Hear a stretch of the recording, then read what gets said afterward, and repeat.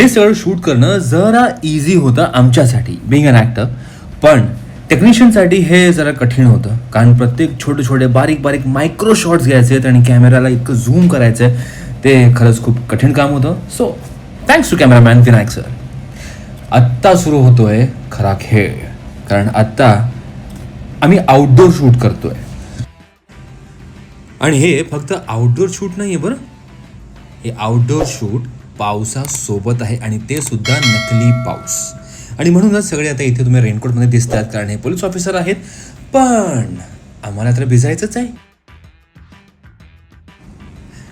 आणि नकली पाऊस इथून हे बघा, हे आहे नकली पाऊस ज्यात आम्हाला भिजायचं आहे.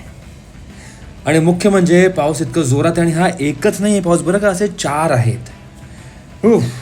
जोरात पाऊस येतो ना, काही समोर दिसत सुद्धा नाही, पण त्यात सुद्धा एक्सप्रेशन्स आणि डायलॉग्स विसरायचे नाही आहेत, ही मोठी गोष्ट आहे.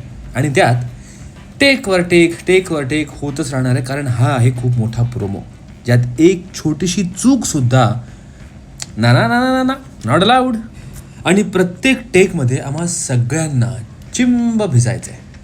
हो, ॲक्च्युली शूटिंगमध्ये खूप बिझी असल्यामुळे पावसात भिजण्याचा आनंद आम्हाला मिळाला नाही आहे. सो या शूटच्या निमित्तानेच आम्ही पावसात भिजून घेतो आहे. आणि मध्ये मध्ये खरा पाऊससुद्धा येतो, पण हा नकली पाऊस जरा इरिटेटिंग आहे, पण छान वाटतं.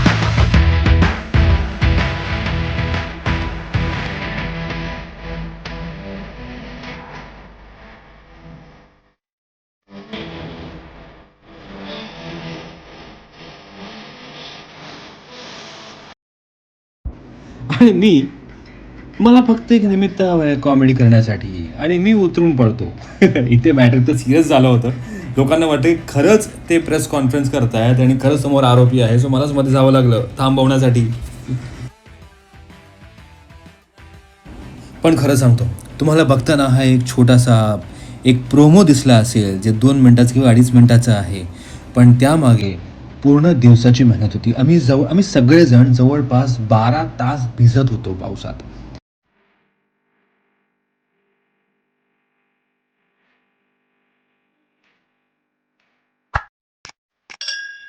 आणि हा आमचा जवळपास 10वा टेक असेल. म्हणजे एक वाईड शॉट होतो, त्यानंतर कॉम्पॅक्ट शॉट, त्यानंतर क्लोज शॉट, त्यानंतर बऱ्याच अँगल्सने शॉट होतात. सो म्हणून तुम्हाला प्रोमो जरा छान दिसतं. पण तुम्हाला सगळ्यांच्या आशीर्वादामुळे मला काहीही झालेलं नाही, कोणाला एक शिंक सुद्धा आली नव्हती. आणि हा प्रोमो कसा दिसला हे तुम्ही मला कमेंट सेक्शनमध्ये सांगा. आणि तुम्हाला आवडतच असेल तर किती आवडतं, काय तुमच्या भावना तुम्ही प्रतिक्रिया काय असेल ते कमेंट सेक्शनमध्ये नक्की नोंदवा. चला, हा सीन जर मी सीन केलंय तर स्क्रीनवर कसं दिसेल ते तुम्ही